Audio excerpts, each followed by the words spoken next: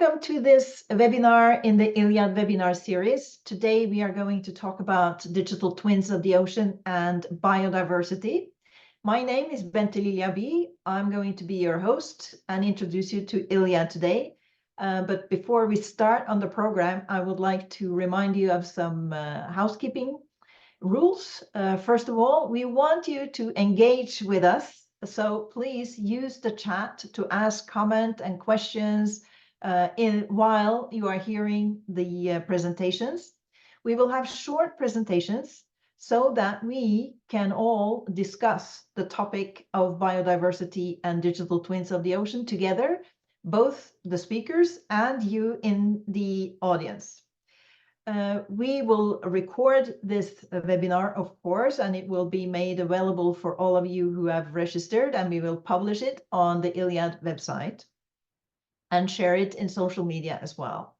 And we will get the presentations, the short presentations will also be distributed for you. We want to create a vibrant and engaged audience around digital twins of the ocean in general, and this time specifically on biodiversity. The duration of this webinar is estimated to be 1.5 hours. First part will be discussions, presentations, and then at least half an hour of discussion we hope that we will succeed in doing. We have very many excellent speakers here today, so it will be a little bit of a challenge in terms of time, but we have prepped well, so we are aware that we should be efficiently presenting. With that, I would like to introduce you to the program and Iliad. Let me see how I do this. Yes.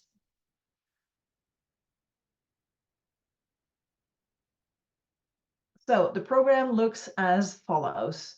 We will start with a short introduction to Iliad, as I said, and then we will learn about sensor fusion for real-time biomass estimation by Muriel and Ralph.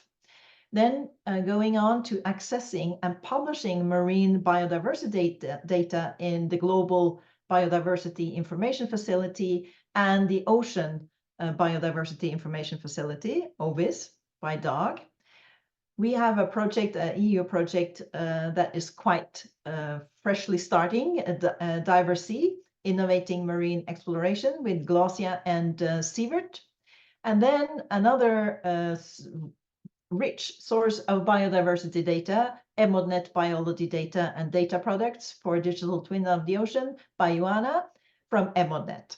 So this is a rich program and we are all excited to start. But first, then a little bit about what is digital twin and what specifically is Iliad.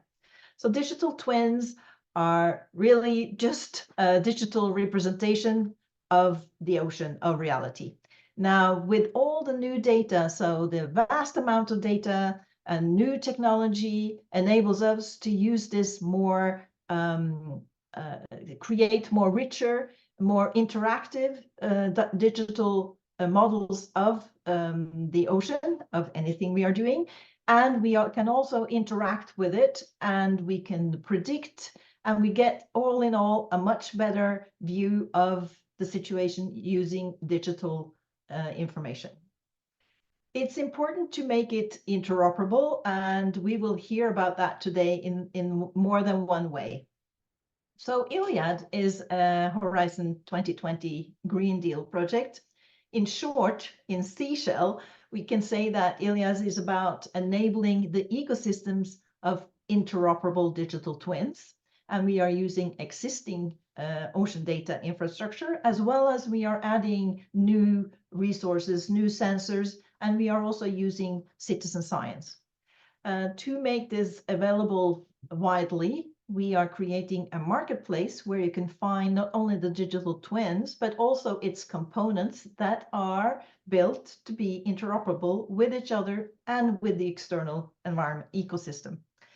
And of course, we are providing then concrete solutions to our societal challenges. So the Iliad approach and concepts is that we recognize that the ocean is very complex. It consists of geophysical, biological, and numerous interactions between its components, specifically human activities. And to reflect this complexity, in Europe, we are building then the European digital twin of the ocean, but that term incorporates many different components. Iliad is one. We have Edito, the core infrastructure, as it's called, and many of the other twins, thematic big twins and small twins and lighthouses, etc., etc. It's a huge ecosystem that together create this European digital twin of the ocean.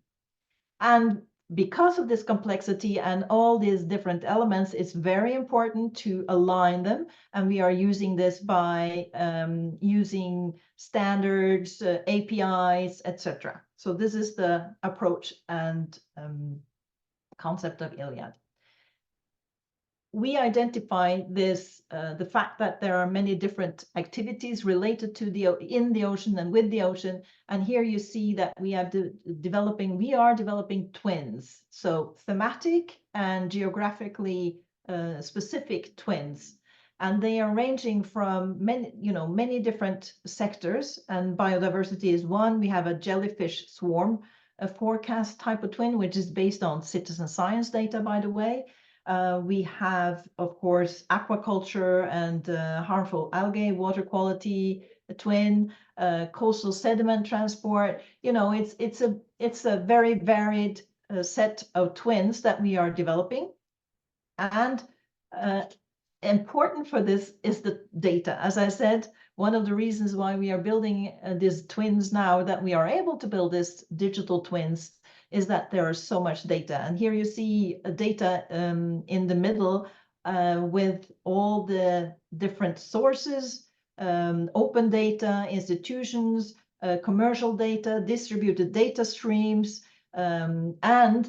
and again, it's in the loop. So the twins that we are building, the thematic twins we are building, can feed back into the system so that we can share the data.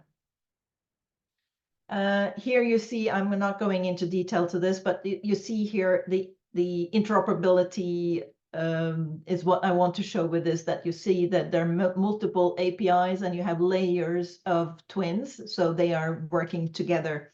We are not going to dive into this today, but I just wanted to show it to you. So the Iliad project is rather big. It's an overall budget close to 19 million euros. It's an innovation action. We are 56 plus partners. We started in February 22, and it's a 3-year project. It's coordinated by Netcompany Intrasoft. So that is Iliad, very briefly. My name, and just a few words about me. My background, I'm the innovation manager in Iliad, and I'm also responsible for the engagement activities and capacity development. I have a background from data management. I'm deeply involved in GEO, the group on Earth observations, specifically making data interoperable and everything related to data. I have been formerly a research director for the Norwegian Mapping Authority, just to give you a short picture of who I am. But now we are starting with our two first speakers, and going to talk about data fusion of acoustic and optic data, biomass estimations. So this is going to be very interesting. Muriel Dunn is a research scientist from SINTEF Ocean, and works on detecting and classifying organisms, in particularly related to noise and trained air bubbles. Sounds very exciting, Muriel. She is joined by Ralph Stevenson-Jones. He is also a researcher in SINTEF Ocean and specialized on marine instrumentation within climate and environmental department. So with that, I will give you the floor. Stop sharing mine, and I give you the floor, Muriel and Ralph. Great. Can you hear us? We hear you, and it looks promising with respect to the slides. Here we go. So we're sharing? Yes. Perfect. We'll get started then. So thanks for joining the webinar and being here for our talk. So today, Rafe and I will present on sensor fusion for real-time biomass estimation. This is part of a few different projects, including SFI Harvest. And so let's dive in. So we're fusing acoustics and optics. The acoustics part is done with echo sounders. So here we have a typical echogram that we can see from echo sounders. So there's the surface of the ocean here, the echo sounder is pointing down, and then the yellow color, the yellower colors are stronger backscatter. So echo sounders are really well suited for detecting zooplankton aggregation or fish or anything that aggregates in the ocean and can reflect sound. So that's why we call them sound scattering layers, and they're across all oceans. Typically, we rely on nets and trawls to actually see what's in the layer and estimate biomass. The size range for this type of instrument is greater than about 7 millimeters for some of the higher frequencies. So some of the strengths and limitations of echo sounders is that you can have a really wide spatial extent because you can mount them on instruments, ships, or any sort of platform that can survey a large area. Also, you can get this vertical distribution through the water column, like we saw, and you get a temporal resolution if you have, say, it's mounted on a buoy or a mooring, or just a platform monitoring a region for a long period. Also, it's versatile for different monitoring requirements, so you can change the frequency or your duty cycle based on what information you're trying to get. And again, versatile for different platforms. Some of the limitations is species identification. So typically with echo sounders, you won't increase your species richness knowledge. And it produces really, really large data sets, so an overwhelming amount of data. And so this is why we tried to leverage other data information to fulfill some of these limitations. So typically we complement it with trawls, but here we're looking at complementing it with optics. Yeah, so the second instrument I'll talk about is the SINTEF silhouette camera. So this is a system that we've developed here at SINTEF, and in its essence, it's a camera with a telecentric lens imaging a volume with a pulsed LED on the other side. So in the lab, this is what it looks like. On the left-hand side, you can see a light, and then the sampling volume is here, and the camera and lens and battery within this body here. And typical sampling volumes are 50 mil cube. That depends on the setup of the lens, exactly how large it would be. And typically, it's been used in combination with other instruments, such as on a profiling frame here with CTDs and other optical images. We also have used one on our data buoy out in the fjord on a profiling frame, so sort of automatically profiling through the water column, and also in the past been mounted on LAUVs, so to direct the instrument to the area of interest. So it's a contrast with some of the acoustic strengths and weaknesses. So wide particle size, we can see, so it does depend on the lens used, but typically it's within this range, up to 10 mil, which is the sample volume. And because the imager takes silhouettes of the particles, it is possible to run classification of those afterwards, as well as providing a summary of data of D50 particle size distributions, volume distributions, etc., during the course of sampling. Some limitations is a small sample volume. You're only going to see what's in that actual volume, and because the instrument is used within the water column, there's potential for avoidance behaviours depending on the species that are being looked at, and again produces a large amount of data. It's taking images typically 5 times a second, and that will give a very large volume of data in the end. So one deployment scenario is we have an echogram here from an echo sounder on a cruise a couple of years ago, and you can see there's a layer of interest there. So profiling the SILCAM through this layer, either on a profiling frame or on an AUV, can actually identify the size distribution within that layer. This can then be used to feed back to the sound scattering layer model to give a better idea of the layer composition. So specifically for the identification of colorness, I've got a couple of examples here. So these plots on the left, volume concentration, number concentration. So this is just telling us how much of what size we're getting here. So there's many more smaller sizes compared to the larger size. And it's also possible to create montages. So on the right-hand side, here is a montage of different species that have been identified within that layer. So you can actually see, like, if you want to identify what is colorless versus what is something else that you might not be interested in. Yeah, through this sort of simple classification. So the fusion of the sensors we're doing here is in a pipeline. So this would help us manage these large data sets we're getting. So the idea is to have a echogram at the top here. So we're measuring acoustic data. And then from that, on the platform of choice, we'd run this layer detection algorithm. And then here in this case, it's this dotted red line. And this is done with some of the functions available in the open source EchoPython package. And then the operator gets a text file basically with some parameters of the layer. And then we decide whether it's worth investigating the layer more or continuing to search for a better layer. If we decide to investigate this layer more, we could then deploy a SILCAM on a different platform to find more information about what are the size, particle distributions, and who is in that layer. And this is using some Pyopia functions available, also open source Python.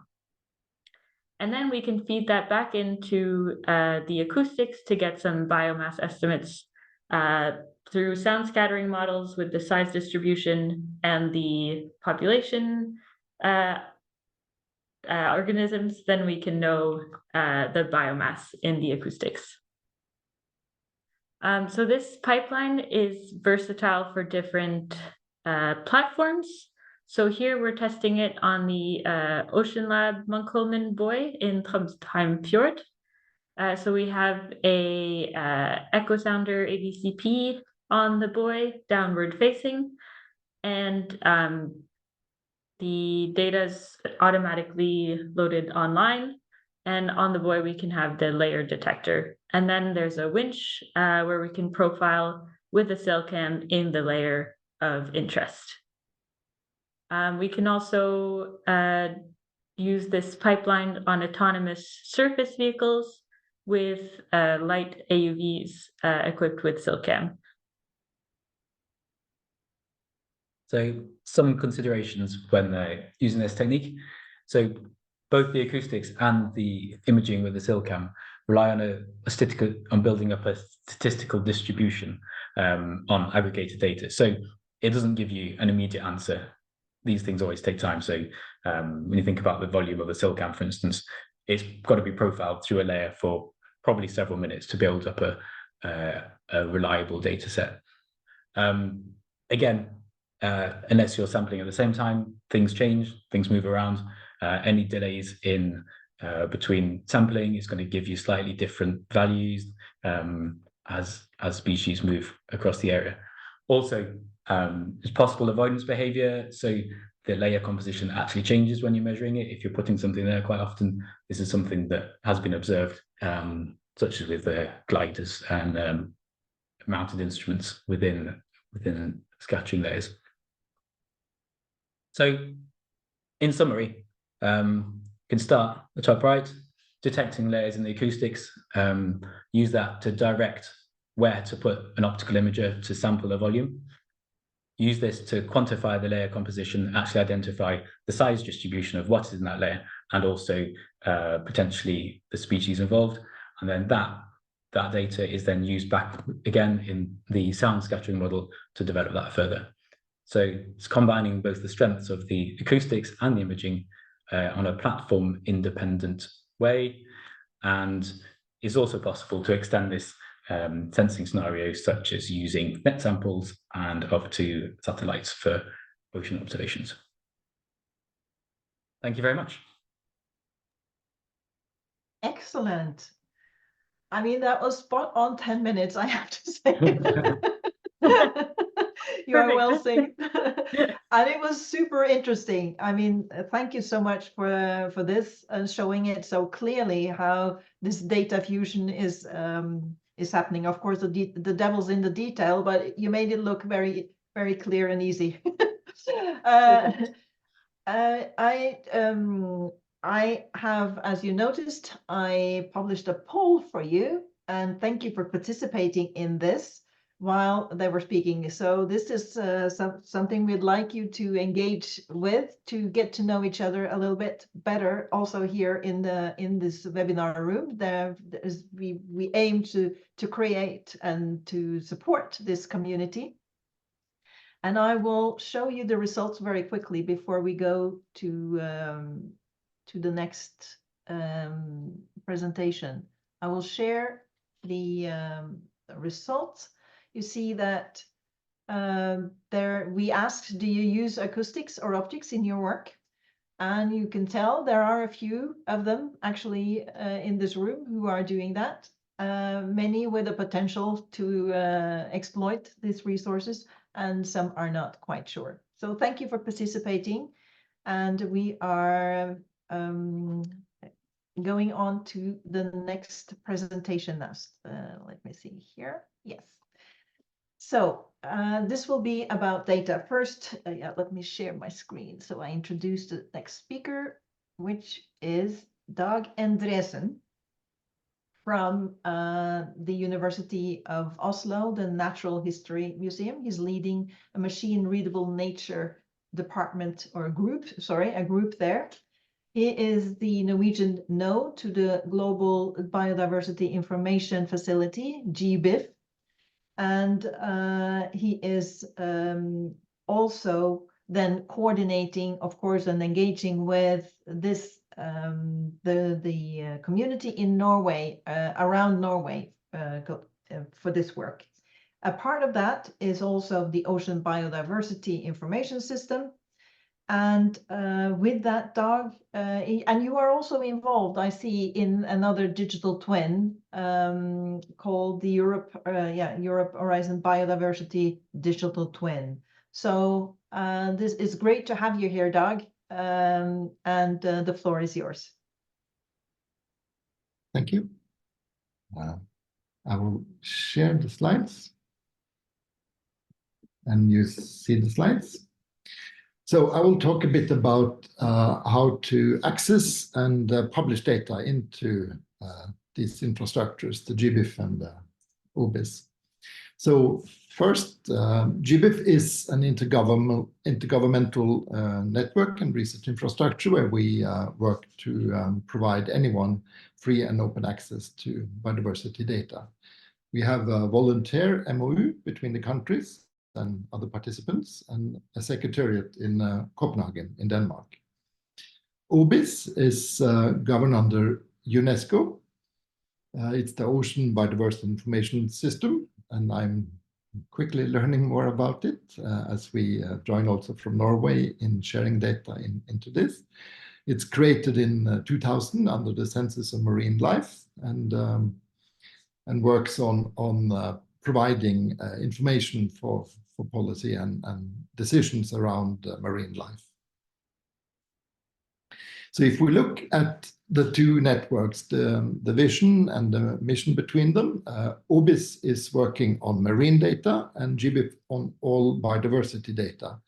And if we look a bit further, we started to engage in a more formal collaboration agreement in 2020. We are now working on renewing and developing this collaboration further, but we have agreed that we will try and uniform and harmonize the way we share, aggregate and index data, in particular the data publishing pipeline, so that data sets will have only one endpoint, Also we try to share tasks and have closer node-to-node collaboration. And that's what I'm working on now in Norway. And we have also agreed to use the same data standards under TEDRIC, the Biodiversity Information Standards Society. And in the end, all the data ends up in a data portal. It should go into both portals, the OBIS and the GBIF portal, when you share through either infrastructure. At least that's what we hope now to ensure. So to dive into data publishing, how do you get your data into these portals and into these networks?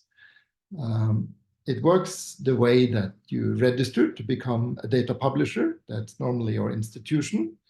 Then you need to digitize and convert the data into Darwin Core or data format that we will be able to ingest, and then publish the data.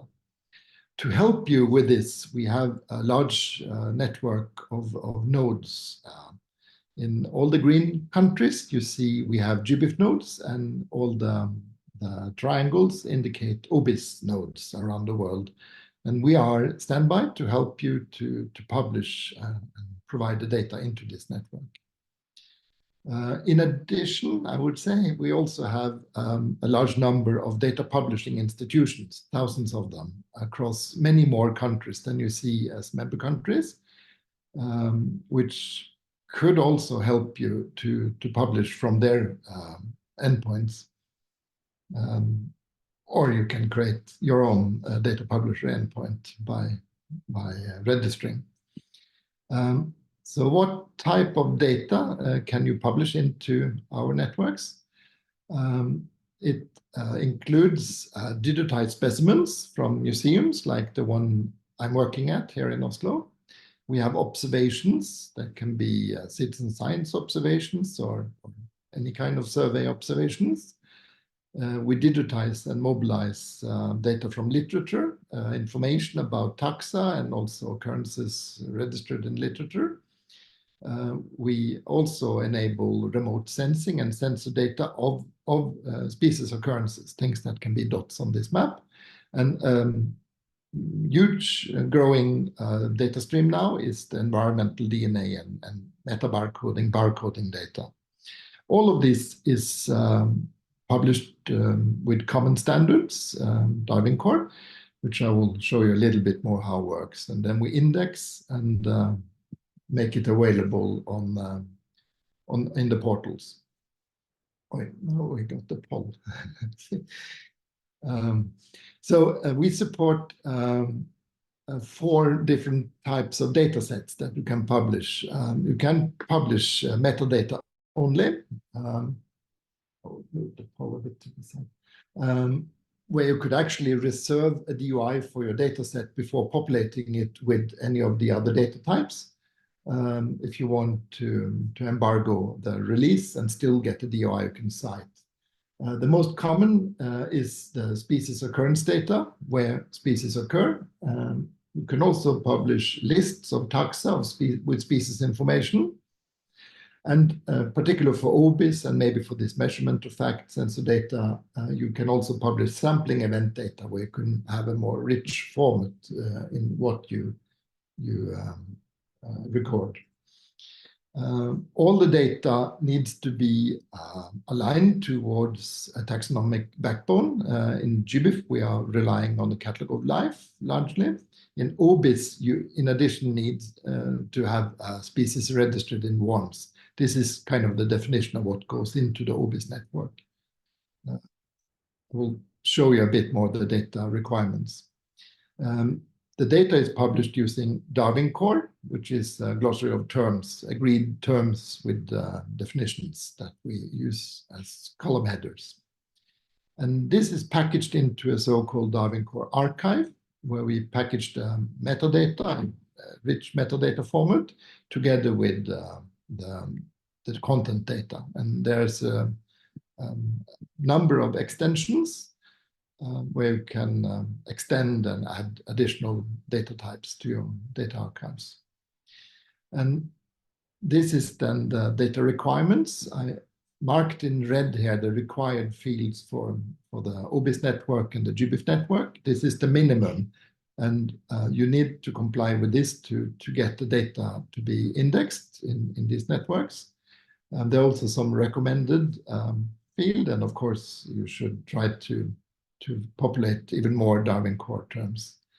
When you publish through nodes like GBIF Norway, we will help you to fill in and comply with these data requirements.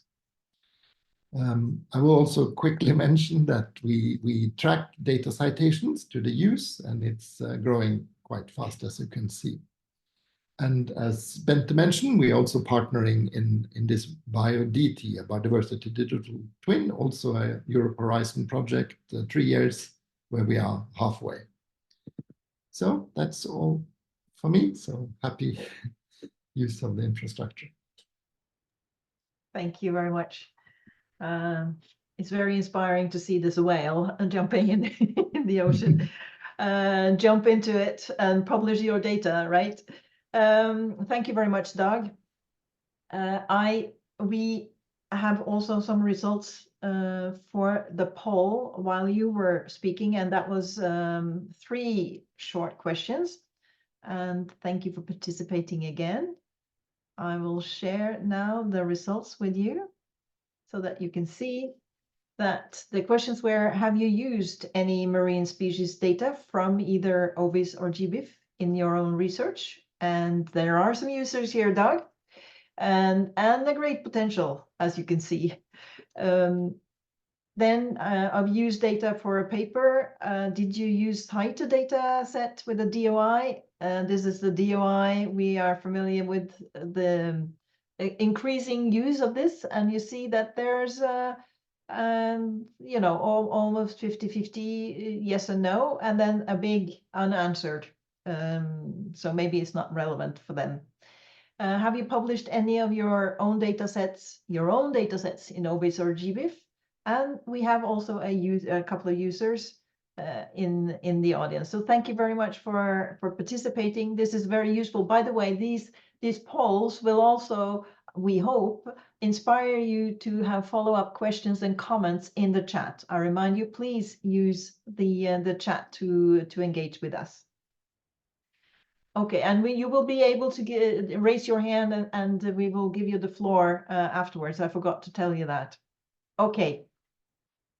Next coming up is the DiverSea, and we have 2 speakers here as well.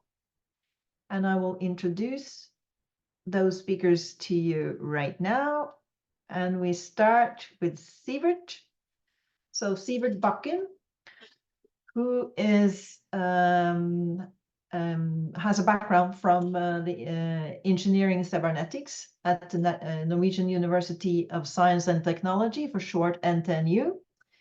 And he is currently engaged and interested in exploring small sats and how these can be intelligent agents, meaning that you can on demand ask their service. So Sivert, that's you. And then we have Glaucia, who is also a researcher at NTNU, and she's interested in understanding the functional role, ecology, and physiology of plankton, and so the more end user than the instrument that Sivert. So it's a good combination to hear the perspectives that from both of you.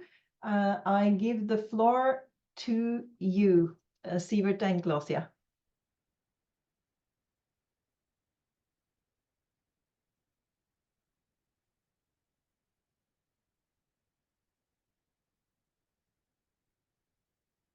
Can you hear me now? Now we hear you. Yes. Yeah, so today we're going to talk a little bit about our recently funded DiverSea project, which aims to use integrated observation, mapping and monitoring and prediction for functional biodiversity of coastal seas. So this is a Horizon Europe project that started September of last year.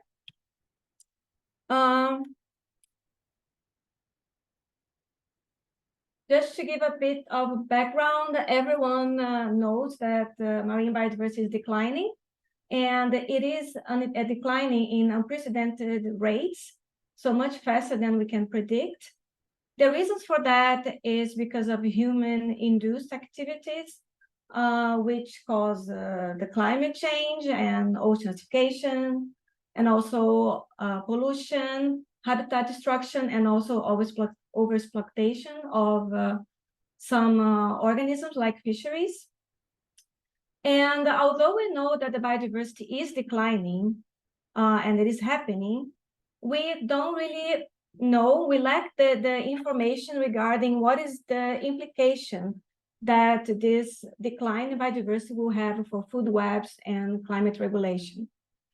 Also, we have a problem where like the biodiversity data that we have doesn't cover everywhere. Many regions like the Arctic Ocean, which are regions of difficult access, we lack information about biodiversity. Also, they are very sparse. Some regions you have a lot of data, and sometimes they use like just taxonomy, regular taxonomy.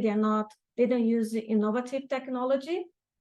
And a lot of them, like using traditional sampling, we lack a lot of information because this type of observation is not highly resolved.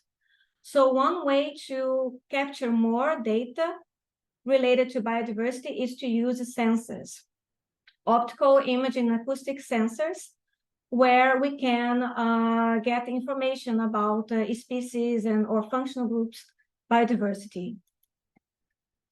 So the main goal of this project is to develop this novel marine observation and monitoring technology, where we can use traditional observation methods, but also like new methods such as molecular methods or acoustic and optical sensors, as well as hyperspectral satellites, to develop a novel data integration where we have data coming from different methods and process this big data using machine learning techniques to understand and process biological, physical, and biogeochemical data. We also want to get this data and to create like a comprehensive map of biodiversity in different regions in the European waters. And also we want to, in the end, provide a biodiversity dashboard that's gonna be used for decision making and it's gonna be available for other stakeholders. So the DiverSea includes several organizations across Europe, Asia, and Africa, and North America. So a lot of those organizations, they are NGOs, universities, industry. And it started in September of 2023. It will last for 48 months. And it has like many objectives, such as to improve molecular biodiversity indicators using eDNA markers, to develop methods where we can measure essential biodiversity variables using these different types of technological and traditional methods. We're gonna combine these innovative methods in different regions in Europe. So it will be more like based on case studies, where we can combine all these different technologies. And we will also combine ocean data integration and analysis system for machine learning to later, like we have like a data that is comprehensible for stakeholders. And we aim also to boost transdisciplinary approaches in marine science and science-based information. So this is the team. The PIs are Murat from the chemistry department at NTNU, Glenn Dunn from the museum, also from NTNU, and Maria Gonzalez, which helps a lot with the coordination. And we have like several work packages, like 5 to 6 work packages, and The leaders are professors or scientists based in Portugal, Belgium, Bulgaria, also here from NTNU, Professor Bob O'Hara, and also some other organizations in Portugal. So me and Sivert, we are involved in several work packages, but we are mostly involved in work package 1, which is related to the science, to develop methods, combining methods such as nucleic acid methods and integrating field technologies and applications for field case studies. So we aim to use several methods to derive data on essential biodiversity variables. So those methods will be hyperspectral, like reflectance, spectral reflectance. This will come from different types of platforms, such as satellites, or from sensors that will be in mobile platforms. We're also interested in using flow cytometry as well for optical and like fluorescence and the scattering information to derive different phytoplankton function groups, imaging, eDNA and acoustics. The platforms are satellites, mobile platforms such as ROVs, USVs, AUVs, ferry boxes, and also ship of opportunities. The approach will be remote sensing in situ and discrete sampling. And we aim to focus particularly on plankton, phytoplankton, and zooplankton, but we also have acoustics where we will be able to look into fish and also marine mammals. The places in Norway are Trondheimsfjord, Frohava, Sletvik, which is also part of Trondheimsfjord, Mjøsa, and Arctic waters as well, and Oslo Fjord. Yes. Now, Sivert? I'll try to walk us through the subsequent work packages then. The second one being focused on the data space, where we'll develop methods to collect the data and how to transfer it into a consistent and comprehensive model so that we can provide usable and compatible data across a very varied set of questions that one might have, and ensure that the data that we're collecting is kind of seeing the same thing. And then for work package 3, if you go to the next slide, it will be focused on how we can use novel and modern AI and machine learning methods to determine the data quality that we're collecting, create tools to clean the data, improve data collection with this type of models, and then build models that describe how the ecosystem works using the clean data, and then connect our ecosystem models to various health indicators, and then lastly develop ways to share this information of the type of models that are developed. And then for work package 4, which is more focused on novel knowledge integration, we want to take these models and the information that we have and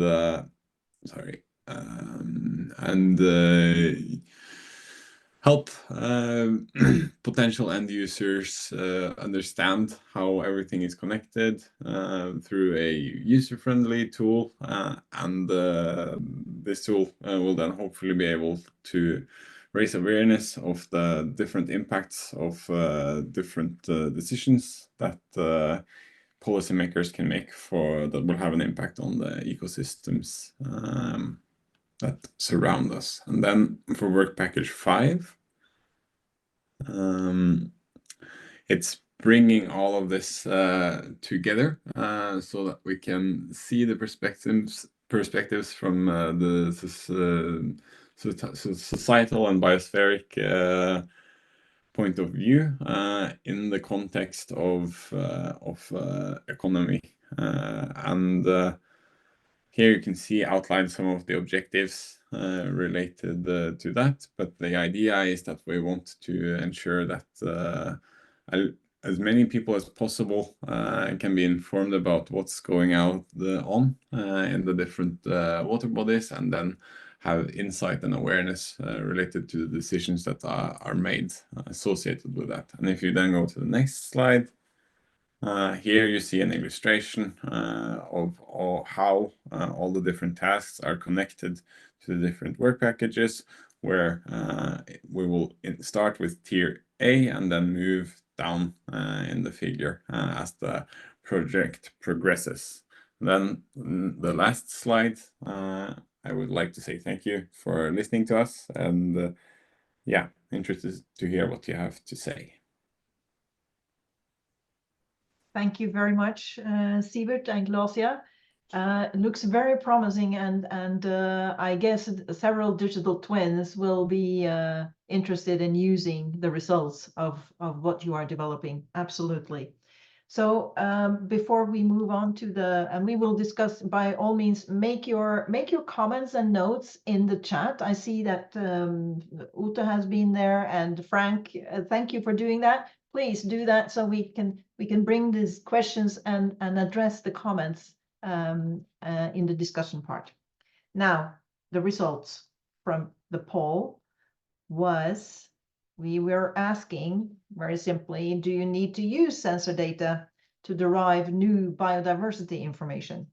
So will you be using what you are doing in DiverSea here, basically? And there's a great interest. 56%, more than half, is saying yes. Some of you are not going to do that, and others are not quite sure. So thank you for sharing with us and participating. And now, last but not least, we are going to introduce Joana Beja from EMODnet, and she is going to talk about EMODnet. Joana is a senior scientific data officer at the Flanders Marine Institute Data Center, I think popularly known as VLIZ. Her activities is deeply involved in EMODnet in many different aspects of EMODnet, we can tell, and today the focus will be biodiversity. Even though EMODnet is European, Joana is also linking this data to global systems, such as the Southern Ocean Observing System. Joana, we are very excited to hear about EMODnet. Iliad is a big user, and we are working on connecting with you. We would love to hear more about from the biodiversity side. Okay, good afternoon, everyone. I will share my screen. Hopefully you can see that. Yes, we can. All right. So just a brief preview. Apologies for anyone that already knows about EMODnet, but I decided to just go from the beginning. So it's an initiative that was set up in 2009, and it covers 7 thematic domains, which are listed there on the left-hand side, and it has a data ingestion submission service. I am the coordinator for EMODnet Biology, and as Bente said, we are based in Belgium at the Flanders Marine Institute, which is this indeed. Yes, EMODnet is quite a big network with more than 100 partner organizations, and we also have associated partners. And one of the core objectives is to provide free and unrestricted access to in-situ marine data and data products.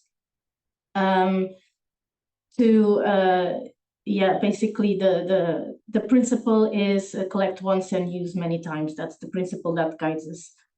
We adhere to a number of standards, and this is in EMODnet generically speaking, and I will now focus more on EMODnet biology.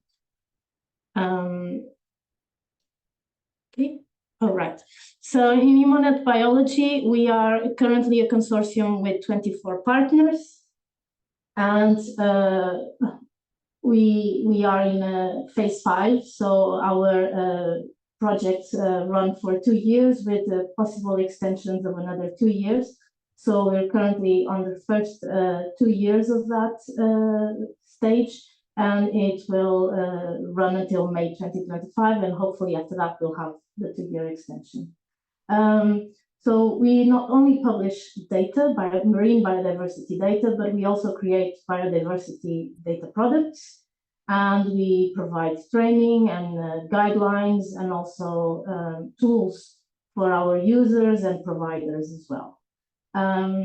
One of the main activities, not just for biology, but for all of the EMODnet thematic plots, is to support the member states, the EU and member states, EU institutions and the regional T conventions with their work.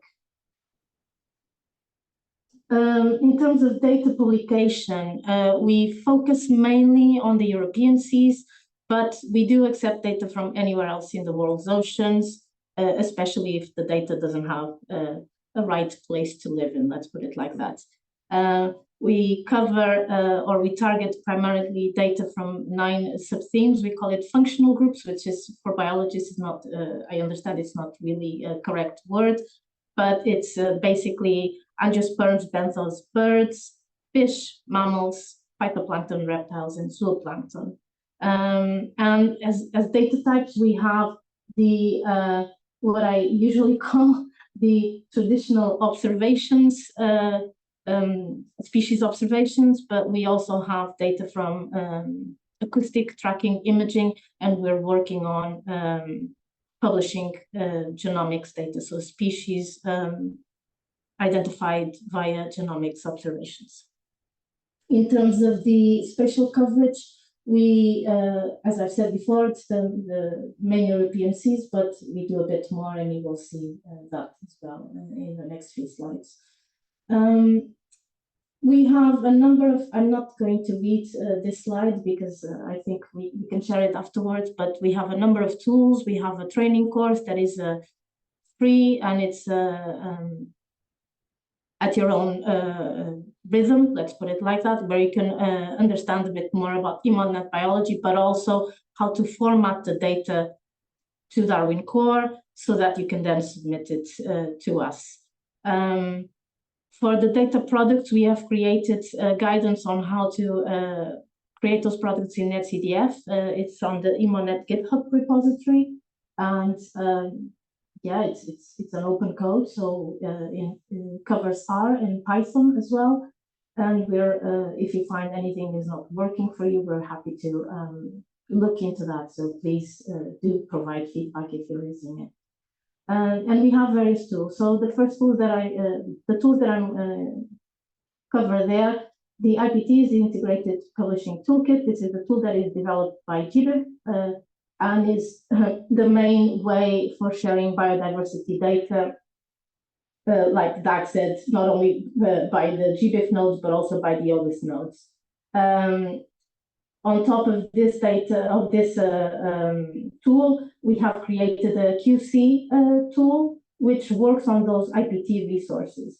The tool is accessible either via an R package or a web interface, which is a Shiny application.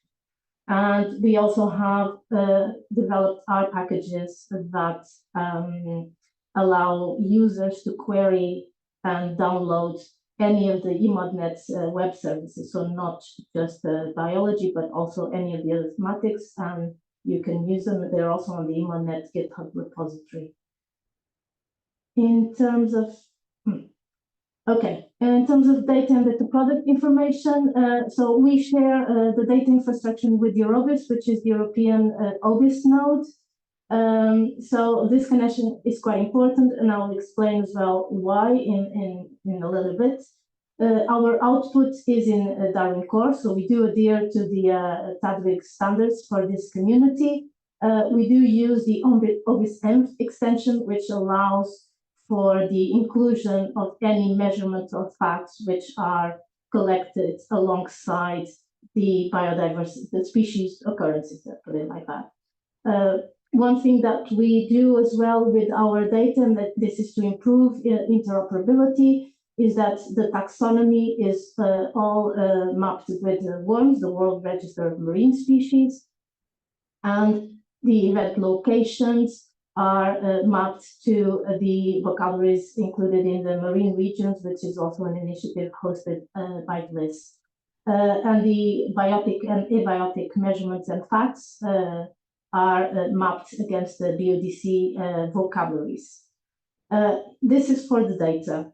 In terms of the data products, so I'm not sure if you are all aware, but EMODnet has gone through a big change over the past 2 years. In the past we had the different portals for each thematic. Now we have one central portal where you can find all the information in the same place. And because of that, we had to adjust the way we create and expose our products to the users. So we are currently creating products in a CF compliant NetCDF files, which are available in ERDAP or GeoServer instances. So you can query these both via machine to machine, or you as a human, you can go to these instances and just query the data and download the data that you need. In terms of outputs, so for data, we have more than 40 million occurrence records. That map there is the data that we currently have. As you can see, it's not just in the European seas or in the European area, but we do have data that's scattered all over the world, also in Antarctica, which is not shown, but we have a little bit as well. And we have more than 96 million extended measurements on facts. And these measurements can be anything from the sample device that was used to collect the information, or biotic information on the specimens that were collected or observed. We have 38 products, including 3 products from external sources. And I've added there the link for the EMODnet catalog, and currently where you can find all of these. And in the EMODnet GeoViewer, we have 19 of those products available for subsetting, merging with other EMODnet products and downloading as well. And another aspect that we have is written deliverables, and that is in the form not only of the reports that we need to provide, but also studies that we do within our own projects, and those are the instructions on how you can access those deliverables. In terms of the data flows, and this is why it's important to know that we share the infrastructure with the OBIS, the European OBIS node. So we have, and this is a very high-level overview, of course. So we receive data from consortium partners, and also from external providers. And from the external providers, we include here everything from ad hoc submissions, which can be from citizen science projects, it can be from scientists, it can be from a group that is working on a specific project, but also European funded projects, and also any data that is submitted by the EMODnet ingestion service. We have, so all the data is submitted to EMODnet Biology, and then we have 3 main ways of making the data, well, 2 main ways, and one is in progress now, of sharing those data, and that is with OBIS and GBIF. Actually, with OBIS, both OBIS and GBIF, we have a 2-way data flow, meaning that both OBIS and GBIF harvest data from biology, and we harvest data, European marine data, from these 2 initiatives as well. And the work in progress now is indeed the Edito Infra project, which is developing the core infrastructure for the EU DTO. I'm not directly involved in this project, but I just have a slide that you can find also on the Edito Infra website. Basically, the project will build a data lake where the EMODnet outputs, and that includes also EMODnet Biology, both the data and the data products, will be available for any user to And as far as I know, it will be available not only in the original format, but in cloud optimized formats. I'm not going to spend too much time with it because, as I've said, I'm not really involved in this development, so I don't want to say anything that is actually incorrect. And that's my, so Editoinfra, I think it's worth saying that is a project that is being, has two partners, that is Mercator Ocean and VLIZ. Mercator Ocean, which is the host of the Copernicus Marine Services, and VLIZ, which is a technical host of the EMODnet Central Portal. And I think that's it, and that's my last slide. Thank you very much. Thank you so much, Joana. Very interesting indeed. And before I see there's something going on in the chat, but before we dive into that, I would like to share the results of your poll as well. And the question was, can you find all the data you need for your work? And it looks like we have an issue here, not surprising maybe. The 23% say they can, the rest no or are not sure. So we suspected this, and so it means that the work that you are doing, that we are doing in Iliad also is absolutely relevant, and we should keep on keeping on. So thank you very much for participating again.